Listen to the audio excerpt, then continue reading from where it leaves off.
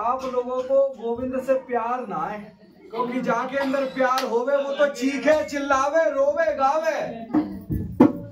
मेरी झोली में भिक्षा डालो भैया, राधा नाम तुम गालो।